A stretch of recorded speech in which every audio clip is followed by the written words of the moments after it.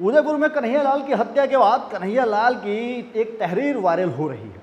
कन्हैयालाल की तहरीर में जो बातें लिखी है वो पुलिस को सीधे तौर पर कटघरे में खड़े करती है।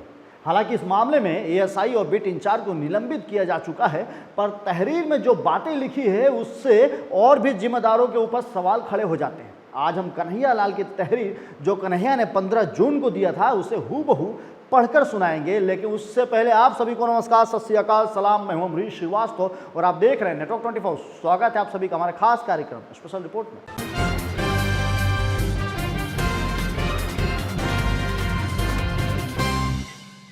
तो चलिए ये तहरीर जो अब आपके स्क्रीन पे है उसे हूबहू पढ़ के सुनाते हैं। तो देखिए यहाँ पे जो सबसे पहले जो तहरीर है इसका प्रार्थी कन्हैयालाल तेली पिता रूप जी तेली जो लिखा हुआ है, उसके बाद इनका एड्रेस और मोबाइल नंबर को ब्लैकआउट कर दिया गया है ताकि इनकी पहचान थोड़ी गोपनीय रहे।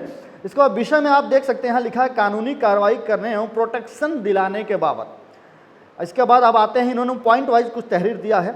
इसमें जो पहला नंबर आता है इसमें लिखा है यह कि आज से 5-6 दिन पूर्व मेरे बच्चे द्वारा मोबाइल पर इंटरनेट के माध्यम से गेम खेलते समय अचानक फेसबुक पर एक आपत्तिजनक पोस्ट हो गया जिसकी जानकारी मुझे नहीं थी, परंतु 2 दिन पश्चात 2 व्यक्ति मेरे दुकान पर आए और मुझसे मेरा मोबाइल मांगा और कहा कि हमारे मोबाइल में बैलेंस नहीं है, हमें किसी को कॉल करना है, तो हमें आपका मोबाइल चाहिए। जिस पर मेरे द्वारा उन्हें मोबाइल माफ़ कीजिएगा, यहाँ जो लिखा है जिस पर मेरे द्वारा उन्हें मोबाइल पे दे दिया, कुछ समझ में नहीं आ रहा, परंतु उनके द्वारा मुझे बताया गया कि आपके मोबाइल पर एक पोस्ट शेयर हुई है, आपको पता है क्या है?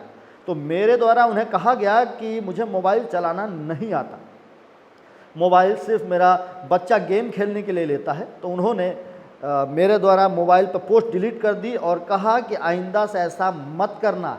यह पहला पॉइंट था जो इस तहरीर में लिखा हुआ था। हम दूसरी पॉइंट आपको पढ़ के सुनाते हैं। दूसरी पॉइंट कुछ ऐसे है, यह कि शनिवार 11/5/2022 को मुझे पुलिस थाना धान मंडी से फ़ोन आता है कि आपके खिलाफ़ एक रिपोर्ट दर्ज हुई है, आप थाने में आ जाओ।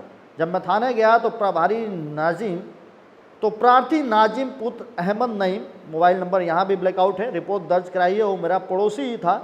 उसके द्वारा मुझे बताया गया कि मैंने रिपोर्ट अपने समाज के दबाव में आकर करी है, बाकी मुझे पता है आपको मोबाइल चलाना नहीं आता तो आप ये पोस्ट नहीं कर सकते हैं। इसमें देखिए जो दूसरा पॉइंट है उसमें नाजिम ने बताया, कन्हैयालाल ने उसमें लिखा कि उन्हें थाने बुलाया गया, उसमें कहा गया कि नाजिम ने तहरीर दी। हालांकि नाजिम भी स्वीकार करता था कि ये पोस्ट आपने नहीं किया है, ये पोस्ट जो है आपको मोबाइल चलाना नहीं आता तो कि आपके द्वारा की गई। अब तीसरे पॉइंट पाते हैं, तीसरा पॉइंट है क्या?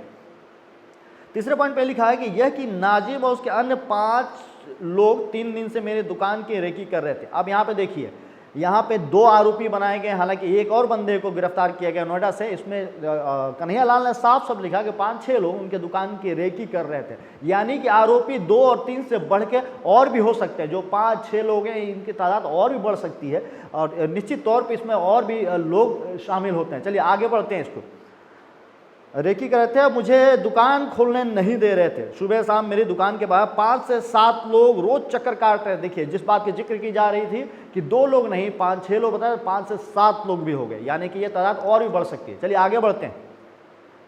चक्कर काट रहे थे, मुझे पता चला वह सब मेरी दुकान खुलते ही मुझे मारने की कोशिश करेंगे। चूँकि नाजिम और इनके साथ अन्य 4-5 लोग ने मेरा नाम फोटो इनके समाज ग्रुप में वायरल कर दिया था और सबको कह दिया था कि यह व्यक्ति अगर कहीं रास्ते पर दिखे और दुकान पर आए तो इसे जान से मार देना। बहुत बड़ी बात लिखी इसमें, देखिएगा, जान से मार देना।